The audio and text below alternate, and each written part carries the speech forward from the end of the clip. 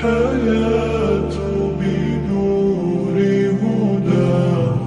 وتطلب نفس له طاعة